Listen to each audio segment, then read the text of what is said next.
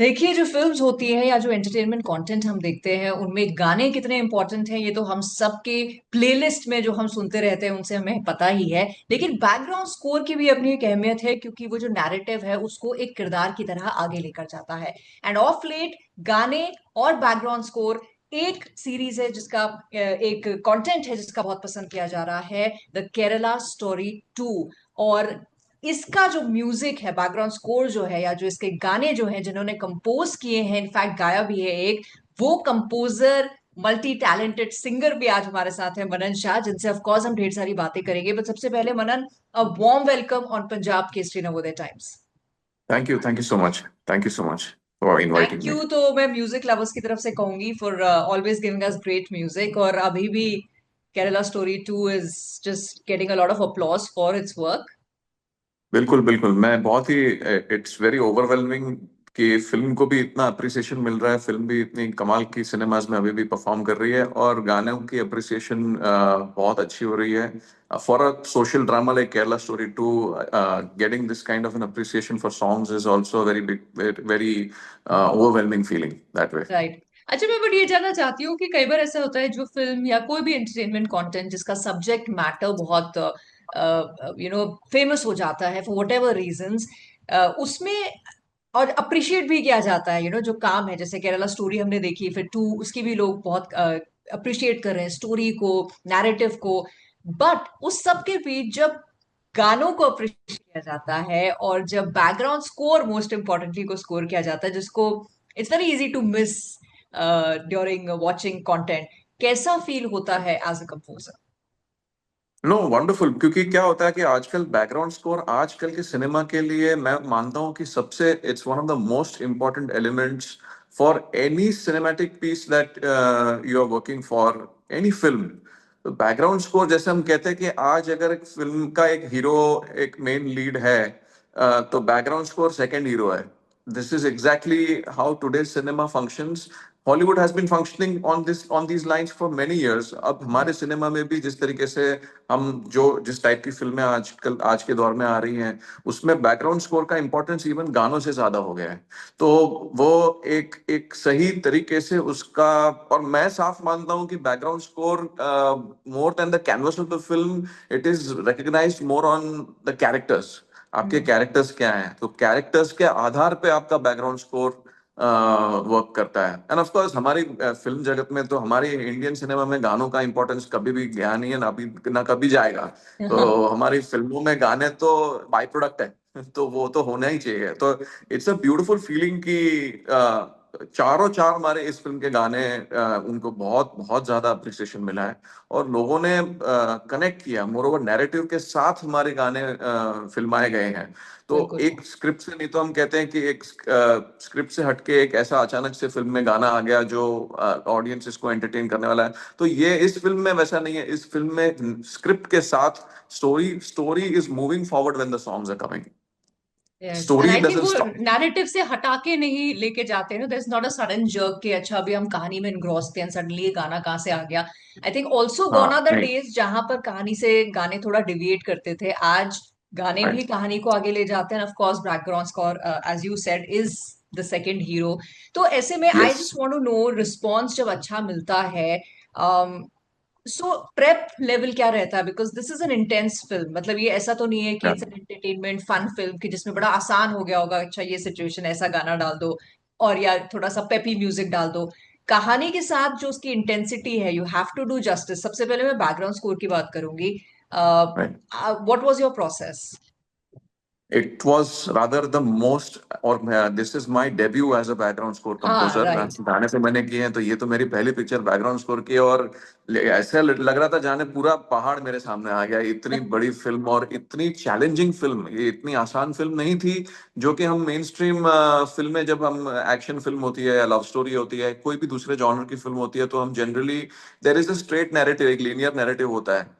ये फिल्म का linear narrative नहीं था, it's a non linear narrative, and at the same time there are three parallel stories going on. तो हम तीन लड़कियों की कहानी है, तीन लड़कियों के साथ उनके माँ बाप के कैरेक्टर्स जो हैं, उनके बॉयफ्रेंड्स, और दूसरे जो सेकेंडरी, दूसरा जो बड़ा इंसॉम्बल कास्ट है, उन सबकी इंडिविजुअल थीम्स मुझे अलग से डिजाइन करके इस फिल्म के माध्यम से तीन पैरेलल स्टोरीज को ब्रिज करना था।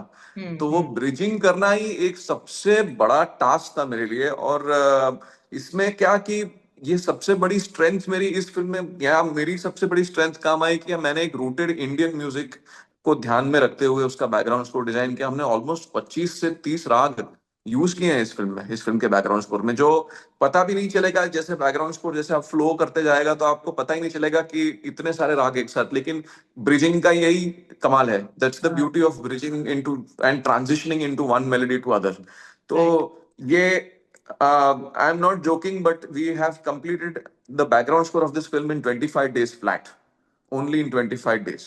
नो तो जोक। एक बार और उसमें भी कैसा हुआ कि first 20 minutes of the film का जो बैकग्राउंड, जो एक फाउंडेशन ले करना था हमको, हम्म। तो वो पहली 20-25 मिनट का ही मुझे कुछ 15 दिन लगे बैकग्राउंड बनाने के लिए। ओके। तो पहली 20-25 मिनट की फिल्म का बैकग्राउंड मैंने 15 दिन लिया, और बाकी के 10 दिन में मैंने पूरी पिक्चर निकाली, because my foundation was very clear in those 15 days। Right, but क्या आपको from the director, from the producers भी कोई डायरेक्टिव मिलता है that this is their script, this is their story in totality, और वो ऐसा एक फ्लेवर या ऐसी एक टोनालिटी चाहते हैं अपने म्यूजिक के, एंड देन उसके बाद यू टेक लीड? जी बिल्कुल बिल्कुल। मेरे डायरेक्टर जो हैं कामाख्या नारायण सिंह, उनका इस फिल्म में जो जिस टाइप के रेफरेंसेस, उनका ही मेन तो बहुत बड़ा योगदान था मुझे इस फिल्म के बैकग्राउंड स्कोर पे as a background score composer ले आना। Because hmm. ये साफ मानते हैं कि since I am the song composer of the film, I should do the background score, and he believes that a song composer would be best suitable for a genre to do a background score for a genre like this, for a social drama like the Kerala Story 2. तो उनका ये strong belief था सबसे पहले। और जो उनकी briefing थी कि भाई मनन देसी म्यूजिक होना चाहिए, जो देसी हमारा देश का संगीत हो, वही वही संगीत लोगों के साथ जुड़ेगा, और लोगों के साथ लोगों को जो इमोशन जो फील कराना है, ये हमारे देश का संगीत ही फील करा पाएगा। तो बिल्कुल। ये उनका क्लियर रेफरेंस था। और ये मेरा, that is my zone. I love, I have been working into Hindustani classical music, I have been learning for 25 years। Right. तो राग पे मेरा रिसर्च बहुत डेप्थ पे मैं ऑलरेडी कर चुका हूँ। तो किस तरीके से कैरेक्टर्स के साथ कौन से मूड में कैरेक्टर को स्टडी करना, even if it's sad, if it's a hmm. Sad situation, then also वो सैड सिचुएशन में आपको कौन सा राग यूज करना है उस मोमेंट के लिए, वो बहुत जानना जरूरी है, वो उसकी समझ होनी बहुत जरूरी है। तो बिल्कुल। ये फिल्म पे मुझे वो स्किल्स अप्लाई करने का मौका मिला, right. That I would and you that shining at it, वो तो जो रिस्पॉन्स मिल रहा है to the songs and the background वो पता चल रहा है।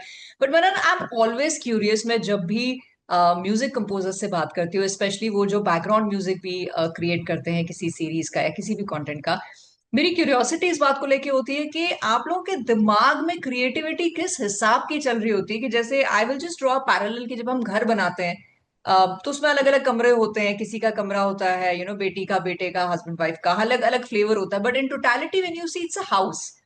तो ऐसे राइट ही जब आप राइट बैकग्राउंड म्यूजिक क्रिएट करते हैं, हर कैरेक्टर के हिसाब से उसका क्या नेचर है, वो क्या कर रहा है उस कंटेंट में, एंड देन एक जो overall layer of the story है, to create it and to make it one piece, जैसे आपने ब्रिजिंग की बात की, what is the level of creativity and madness going on inside? No, it we treat every scene as a new beginning for us. मेरे लिए हर एक scene important है। मैं एज आई से कि मैं इस फिल्म, कोई भी फिल्म को टोटालिटी में बैकग्राउंड स्कोर के हिसाब से, मैं टोटालिटी में या फिल्म के कैनवस को देखता ही नहीं हूँ। सबसे पहली अच्छा। बात तो मेरे लिए कैरेक्टर स्टडी बहुत इंपॉर्टेंट है। मैं एक एक कैरेक्टर को बहुत डेप्थ में जाके स्टडी करता हूँ कि ये क्या सोच रहा है, और उसका पॉइंट ऑफ व्यू क्या है। और अगर तीन लोगों के बीच में कॉन्वर्जेशन हो रहा है, तो वो कॉन्वर्जेशन से क्या हल निकल रहा है, क्या exactly how is it leading to a next scene, वो स्टडी, for मेरे लिए background score is all about characters. मैं लोगों का मन पढ़ने की कोशिश करता हूँ और इस हिसाब से ट्यून कंपोज करने की कोशिश करता हूँ। ये मेरा हमेशा से, दैट इज माई यूएसपी। इसके पहले भी मैंने एक डॉक्यूमेंट्री फिल्म की थी जो हमने हमारी इफी में स्क्रीनिंग हुई थी। उस that was technically my first film as a BGM composer, and as a produce I produce the film also. तो वो फिल्म में भी मैंने, वो तो डॉक्यूमेंट्री थी, वो तो आपके सामने रियल लाइफ इवेंट्स हैं, वो तो आपके सामने हो रही घटनाएं हैं। तो आप उसको बैकग्राउंड स्कोर में उसको कैसे ट्रांसलेट करोगे? आपको, तो आप सामने ही हो रही है सारी चीजें, तो मन ही पढ़ोगे ना उन लोगों का, और आप उस हिसाब से संगीत दे पाओगे। तो ये फिल्म भी इनफैक्ट मेरे लिए और आसान इसलिए होगा क्योंकि ये भी एकदम रियल फिल्म है। ये भले ही फिक्शन है, एक एज एन एक फीचर फिल्म के फॉर्मेट में उसको फिल्माया गया है और कैरेक्टर्स उसको एक एक एक्टर्स कैरेक्टर्स को निभा रहे हैं, हम्म। पर एक रियल स्टोरी है, तीनों तीन रियल स्टोरीज हैं। तो वो मेरे लिए वो बात आसान हो गई कि उनका मन कैसे पढ़ के उस हिसाब से कैसे अमेलगमेट करना एक बैकग्राउंड फिल्म स्कोर के हिसाब से, that became easier, but also there were too many things hmm. Inside that film. It's a 2 hour format, so तो वो चैलेंजिंग था कि लोगों को, इन लोगों को किस तरीके से ब्लेंड करते हुए, कैरेक्टर्स को कैसे ब्लेंड करते हुए मैं एक होलसम बैकग्राउंड स्कोर खड़ा कर सकूं। तो राइट। वो एक, और वो भी इतने कम समय में। हम एक्चुअली इस फिल्म को मार्च में रिलीज करने का प्लान करने वाले थे, पर since Dhurandhar 2 is now releasing in next week, तो हमने हमारी फिल्म प्रमोट प्रीपोन करके 27 Feb को ले आए। तो हमारे लिए तो बहुत और ज्यादा चैलेंजिंग हो गया क्योंकि हमारे डेडलाइंस आ गए। करेक्ट। तो हम मार्च सोच के काम कर रहे थे, अब फरवरी में आ गई पिक्चर। तो इसलिए इतनी जल्दी में हमने दिन रात एक करके ये 25 दिन में बैकग्राउंड स्कोर हमने खड़ा किया इस फिल्म का। And तो commendable, truly commendable. But as you said, there is so much to handle. 2 घंटे का फॉर्मेट, उसमें आपने सिर्फ बैकग्राउंड म्यूजिक नहीं दिया, बिकॉज मोस्टली अगर ऐसा होता है बैकग्राउंड स्कोर किसी और ने दिया है और जो सॉन्ग्स हैं वो किसी और ने कंपोज किए हैं, या फिर एक आधा सॉन्ग बैकग्राउंड कंपोजर करते हैं। यहाँ गाने भी आप ही ने कंपोज किए हैं and they are getting equal love. Let's yeah come to the making of the songs now, how did yes all of yes that happen? Yes yes songs तो हमारी जब शूटिंग शुरू हुई थी लास्ट अगस्त महीने में, अगस्त में हमारी, इनफैक्ट सितंबर एंड में हमारी शूटिंग शुरू हुई थी, हमारा प्रेप शुरू हो गया था अगस्त में।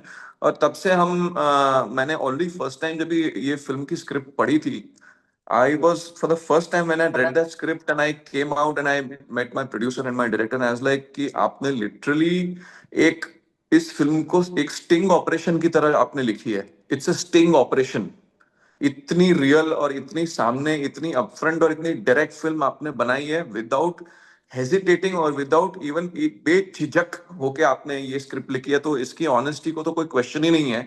तो वो एक एक इम्पैक्ट उसका मुझे इतना, वो एक मार्क रह गया। एक एक I took me 3 days 4 days to be inside that film and inside that script. मतलब मैं बाहर ही नहीं निकल पा रहा था, इतना मैं हिल गया था स्क्रिप्ट पढ़ के। तो जब आपने, और जो उन्होंने लिखा है वही एग्जैक्टली बनाया है इन्होंने। और उस टाइम पे गाने कंपोज करना मेरे लिए ऐसा था कि अब क्या बताऊं, वो एक एक कॉन्स्पिरेसी जैसी आप मानो कि जो वो सोच रहे थे वही मैं सोच रहा था। तो जो गाने मुझे कंपोज करने थे, जिस टाइप का पैलेट मुझे डिजाइन करना था, वो इस फिल्म का पैलेट था कि सारे गाने अपने आप में अलग सुनाई दे, पर जब इस फिल्म में आएंगे तो सारे एक इस फिल्म के गाने ही लगने चाहिए। वो मेरा एक सबसे बड़ा रेफरेंस पॉइंट जो मैंने रखा था, राइट। जो मुझे बनाना था। सो बी इट साथी रे, या ओ मायरी, और या अभी फिलहाल हमारा शिव शंभो गाना जो सबसे ज्यादा हमारा पॉपुलर, वही एक वो लोगों तो को गाया सब भी बहुत। आपने है ना? हाँ सॉरी, हाँ मैंने गाया, मैंने गाया है शिव शंभो, मैंने गाया है। और climax is Shiv Shambho and Shiv Shambho is climax, you can से।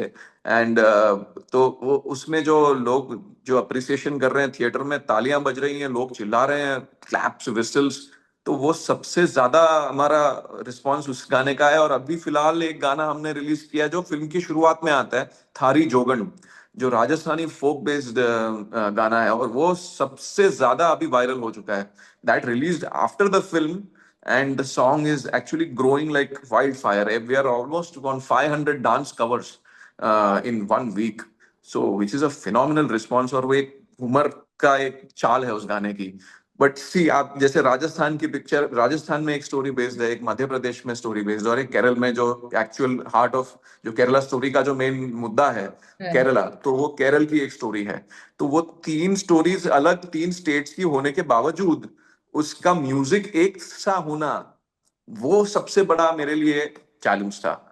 तो उसमें एक ही, again as am saying, element गाने में भी था कि हिंदुस्तानी क्लासिकल म्यूजिक और हम्म। हमारे जो राग्स हैं वो जादू कर जाते हैं। वो रागों में वो बात है, हमारे देश में जितने राग हमने बनाए हैं इतने सालों में, सेंचुरीज में, हमारे म्यूजिशियंस, हमारे जो पूर्वज हैं और जो बुजुर्ग हैं, जो हमारा कल्चर और हमारा म्यूजिक खड़ा करके गए हैं, जो फाउंडेशन दे के गए हैं, वो वर्ल्ड में कहीं नहीं पाया जाएगा। आज हमारे पास 200 से 250 राग हैं। कहाँ पूरी दुनिया में ऐसे राग यूज होते हैं? कहीं पे किसी को पता ही नहीं पुरिया धनाश्री कौन सा राग है, ये नोट्स ही कोई किसी को आइडिया नहीं है। आज हिंदुस्तानी म्यूजिक लोग बाहर परफॉर्म करते हैं, और foreigners are now adapting to Hindustani music and they are performing better than us. They are doing such good riyaz. So तो ये हमारे देश की म्यूजिक का, हमारी मिट्टी और हमारे म्यूजिक की ब्यूटी है। तो मुझे वो बात ले आनी थी इस फिल्म में, क्योंकि ये हमारे देश की फिल्म है और हर महिला की फिल्म है ये। राइट। और हर इंसान को ये फिल्म, हर पेरेंट को ये फिल्म देखनी चाहिए। वो इंटेंशन से ये फिल्म बनाई गई है, तो हमारे देश का संगीत नहीं होगा तो वो इम्पैक्ट नहीं आएगा। करेक्ट, सो बट दैट ऐसे वाज भी माय। मनन आपका जो रहा है अभी तक काम, if you look at your discography, तो एक ये एलिमेंट तो इंडियन म्यूजिक का रहता ही है। और जैसे आपने कहा you been working on it for 25 years, उतना आपका उसके लिए नॉलेज, रिसर्च, प्रैक्टिस सब कुछ है, तो ये एक स्ट्रॉन्ग एलिमेंट तो मनन शाह म्यूजिक अगर है तो ये एक रहता है कॉम्पोनेंट। बट मैं ये जानना चाहती हूँ, बिकॉज यहाँ आपने बैकग्राउंड म्यूजिक के लिए डेब्यू किया इन इन अ लार्जर स्केल के फीचर फिल्म के लिए आपने बनाया। सो प्रोसेस कुछ आपको अलग लगा while you compose songs versus while you were creating the entire background score? In fact, I took it as one whole single process because once I'm designing the songs of this film, इस film के गाने जब भी मैं design कर रहा था तब भी बैकग्राउंड स्कोर मेरे पीछे ऑलरेडी चल रहा था। अच्छा। क्योंकि ये राग है, जब जैसे ओमाइरी जैसा गाना है तो एक उसमें एक सर्टेन मूड बिल्ड कर रहा है, माँ बेटी के रिश्ते के ऊपर पूरा गाना है वो, और श्रेया घोषाल ने कितना बखूबी उसको गाया भी है। तो वो गाने का जो राग है, वो उस राग को पकड़ते चलते हुए मैंने सोचा कि इस राग में कौन से सीन्स में मैं कंपोज कर सकता हूँ, themes on the background score point of view. या साथी रे है तो Saathi Re laid the foundation of my entire first half of the film till interval. तो वो मेरा इंट्रोडक्शन थीम जो इस फिल्म का था वो साथी रे के बेस पे था। मेरा जो पूरा जो कन्वर्जन प्रोसेस जो चल रहा था तीन लड़कियों का, जो फर्स्ट हाफ में जो पूरा बिल्डअप था, अगर आपने फिल्म में देखा होगा, एक there was one central theme, Saathi Re laid that foundation, that one rag of Sathire laid that foundation to build my entire first half. तो राइट। वो गाने कंपोज करने के टाइम पे ही वो मेरा बैकग्राउंड स्कोर मेरे पीछे चल रहा था। This is exactly why even my director kept telling me that you are the perfect person to do background score for this film, because you are knowing the pulse of this film via the songs already. Right. So जो तुम BGM करोगे, background score करोगे, तो ये गाने और background score का जो मिलन होगा, that will be a perfect combination to get the correct sound for this film. No doubt, no that doubt. Was और हिज। उनका जो विजन था जिन्होंने पहले ही भांप लिया था, वो आज हम ऑडियंस देख रहे हैं, सुन रहे हैं, एंड ऑफ या course the numbers are speaking for itself. But we all understand the power of music. जैसे आप कह रहे हैं कि अलग अलग तीन स्टेट्स की हमारी कहानियां हैं जो इतने एक दूसरे से डाइवर्सिफाई करते हैं, बट म्यूजिक कहानी में एक साथ लेके आ जा रहा है, and we understand the pulse of what it is trying to say. Manan, right. मैं ये जानना चाहती हूँ कि आप जब म्यूजिक क्रिएट करते हैं, सो किस हर आर्टिस्ट एक इंस्पिरेशन ड्रॉ करता है अपने काम की, राइट? तो आप जब म्यूजिक क्रिएट करते हैं, आपके मन में जब म्यूजिक आप सोच रहे होते हैं, what inspires you? Is well that I listen to a lot of music. मैं हमारे पुराने गाने बहुत सुनता हूँ, मैं पुराने कंपोजर्स के, मतलब some of my favourite composers by Shankar Jaikishan, Salil da, Roshan साहब, ये इन सब के गानों से सुनते हुए मैं बड़ा हुआ हूँ। मतलब I have grown listening to these composers, R D Burman, S D Burman, even अच्छा जितने ओपी नैयर साहब। तो ये सारे मेरे फाउंडेशन रहे हैं, और प्लस मेरे गुरु, जो मेरे महागुरु जो मुझे सिखाए हैं इतना टाइम से, मैंने मतलब इतना रियाज जो मैंने किया है, उस्ताद गुलाम मुस्तफा खान साहब से मैंने तालीम ली थी 12 साल। तो वो जो रियाज था, वो कंटिन्यूअस रियाज जो मैं करता आया हूँ इतने टाइम से, वो रियाज ही एक ट्रिगर करता है अंदर की एक मेलोडी, एक भीतर की आवाज होती है, वो बाहर ले आने में हेल्प करती है। See every not everyone can compose, they are not that definitely. fortunate enough to compose. Some of them are born singers. Some, like we have some great singing talents today, but composers, you can count on fingers, and they are just very few even today. So right. getting that correct melody for on cinematic point of view, आप independent music create करोगे तो आपका एक नजरिया compose करने का अलग होगा, एक स्टाइल अलग होगी। पर आप एक सिनेमा जगत में अगर आप एक मूवी के लिए आप गाना कंपोज कर रहे हो, तो वो उस मूवी को जस्टिफाई करने वाला गाना होना चाहिए, एग्जैक्ट होना चाहिए। वो बहुत इंपॉर्टेंट चीज है। और वो ऑफ कोर्स पुरानी फिल्में भी मैं इतनी देखता हूँ, इंग्लिश फिल्म्स, हमारी Hindi films, Indian regional language films. तो ये हम जितना सुनेंगे म्यूजिक या देखेंगे, सिनेमा देखेंगे, तो उस हिसाब से आपको एक एक वो भी एक प्रकार का रियाज है। Right. That is also type of a practice. तो उसमें आप ऐसा कुछ क्रिएट कर बैठोगे, and creation as you say it's a conspiracy, it's God sent as you say. So ये क्रिएशन, अब गाने बनाने के लिए तो बनने 2 मिनट में बन जाएगा गाना, लेकिन उसका जो प्रोसेस होता है, उसका जो गाने का साउंड डिजाइन होता है, लिरिक्स राइटर के साथ बैठ के जो हमारी लिरिक्स सिटिंग होती है, जैसे मनोज मुंतशिर जी ने कमाल के लिरिक्स इस फिल्म में भी लिखे हैं, तो वो एग्जैक्ट वो लिरिकल मीटर में उस गाने, उस कॉम्पोजिशन को निभाना, प्लस उस सिंगर का आना, और उसको गाना, और ये फाइनल गाना जब मिक्स और मास्टरिंग स्टेज में जाता है, तो you need to have the correct mix and master, so that when people listen to the song on earphones और on on a music system in car, तो वो उनको अच्छा सुनाई दे पड़ना चाहिए, उनको लगना चाहिए, वो एक्सपीरियंस मिलना चाहिए, म्यूजिकल एक्सपीरियंस मिलना चाहिए। बिल्कुल तो बिल्कुल। वो सारे एस्पेक्ट्स क्रिएट करने के लिए एक एक टीम होती है। So I am not the only one, I have a good team of musicians around me who have contributed equally into the song making process. तो डेफिनेटली ये सारी डेफिनेटली। चीजें फिल्म म्यूजिक के लिए बहुत मायने रखते हैं। बिल्कुल। और ये अब जब आप बात करते हैं एक्सपर्ट से, तभी हमें जो म्यूजिक की ये बारीकियां होती हैं या जो प्रोसेस होता है, कितनी में हम गाना सुनते हैं, या तो हम आउटराइट उसे रिजेक्ट कर देते हैं, या ऑफ कोर्स उसको बिलियंस मिलियंस के व्यूज तक पहुंचा देते हैं। But this is why I ask this kind of questions, कि वो डिटेल हमें पता चले, so that we respect that work even more. And जैसे आपने कहा कि गाने लोग तो सुन रहे हैं। Honestly ma'am, I would, sorry to interrupt, but मैं ना नंबर्स देखता ही नहीं हूँ ऑनेस्टली। जब भी मैं क्रिएट करता हूँ तो मैं उस इंटेंशन से क्रिएट करता हूँ कि मैं अपने सुनने वालों को क्या कुछ नया दे सकूं, कुछ राइट अलग ऐसा दे सकूं जो उन्होंने कभी सुना ना हो, या सुना भी हो तो एक उनके लिए एक ऐसा ऑडियो एक्सपीरियंस हो जो कभी उन्होंने, वो बहुत टाइम से उन्होंने महसूस ना किया हो, उस राइट टाइप की एक एक इमोशन जगाने वाला। और फिर वो अगर ट्रेंड सेटर बन जाए या जैसे भी चल पड़े, वो अपने गाने की अपनी जर्नी होती है। पर जब मैं क्रिएट करता हूं तो मेरे लिए हर गाना एक नई शुरुआत है। Right this is right what right. Exactly it is. And I think that's the beauty, कि आप उस इंटेंशन से क्रिएट नहीं कर रहे हैं कि मुझे ऑलरेडी ट्रेंड सेटिंग गाना बनाना है। वो अपने आप with the honesty that you are putting behind it वो बन जा रहा है। एंड नाउ व्हेन हम ट्रेंड सेटिंग गाने की बात कर ही रहे हैं, how can I not ask you और रिक्वेस्ट यू कि आप शिव शंभू थोड़ा सा गा दें हमारे लिए, while I have you here.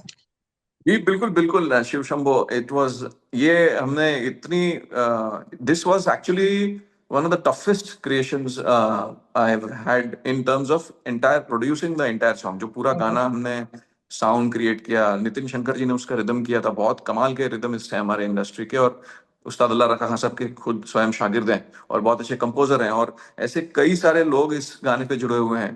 तो यस डेफिनेटली इस गाने की कुछ लाइंस मैं आपको जरूर सुनाऊंगा। प्लीज। जागा है शिव का त्रिशूल, जागी है गंगा की धार, जागा है डमरू का नाद, जागे हैं काशी केदार, सोया हुआ अभिमान है जागा, जागे है बरछी कटार। हे शंभो शिव शंभो, हे शंभो शिव शंभो, हे शंभो शिव शंभो, शंभो महादेवाय, हे Shambho Shiv Shambho. So this wow is wow wow wow, मतलब मैं लिटरली, एक होता है ना जोश क्रिएट कर देना, कि आप जैसे कदर सोए हुए हैं और अब तो वो जगा देना, हमारी सोच को जगा देना, to question what is wrong. I think that's what the song is doing, and which is why ये इतना ट्रेंड कर रहा है। So thank you for creating music like this, Manan. And I really really hope कि आगे भी आप ऐसा ही म्यूजिक क्रिएट करते रहें, जिस दिल से, मेहनत से आप करते हैं। And of course, we keep giving you that kind of love back with loving your work. So I wish you all the luck for all your future thank you, projects. And thank you so much, Manan, मुझसे बात करने के लिए। thank you, thank you so much, Nidhi ji, thank Thank you. you.